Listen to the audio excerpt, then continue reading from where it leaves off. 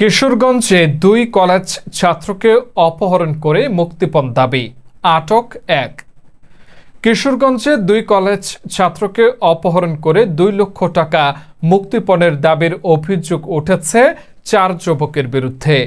অভিযুক্ত যুবকরা হলেন নীলফামারীর কিশোরগঞ্জ উপজেলার উত্তর দুরাকুটি জয়নন্দনকোট গ্রামের এজাবুল হকের ছেলে মোহাম্মদ আলী, একই গ্রামের খায়রুল ইসলামের ছেলে পলক ওরফে ইমন, সদর ইউনিয়নের কেশবা কসাইপাড়া গ্রামের মাজু মিয়ার ছেলে ফজলে রাব্বি ডিসপ্লে ও সিট রাজীব বাদিয়ার মোড় পশ্চিমপাড়া গ্রামের ছব্বুল ইসলামের ছেলে ইয়ামিন।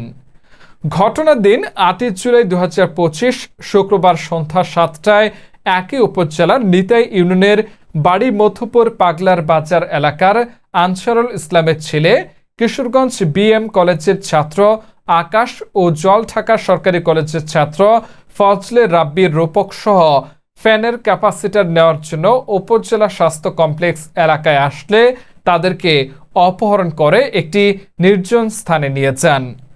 অপহৃত আকাশের পিতা আনসারুল জানান, রাত 10টায় শুনতে পারি দুরাকুটি পশ্চিমপাড়া নালারপাড় নামক স্থানে আয়ুব আলী নামের এক পথচারী বাঁশ ঝাড়ের মধ্যে মানুষের কান্নার আওয়াজ শুনতে পেয়ে সঙ্গে থাকা শহীদুল ইসলামকে নিয়ে আমার ছেলে ও ভাগিনাকে উদ্ধার করেন।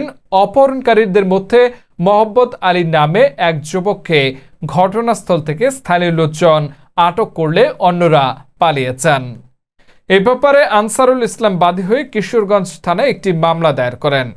কিশোরগঞ্জ থানার officer in charge OC Ashraful Islam বিষয়টি নিশ্চিত করে বলেন, ধৃত যুবককে জেল হাজতে প্রেরণ করা হয়েছে। অন্যান্য আসামিদের গ্রেপ্তারের চেষ্টা চলছে।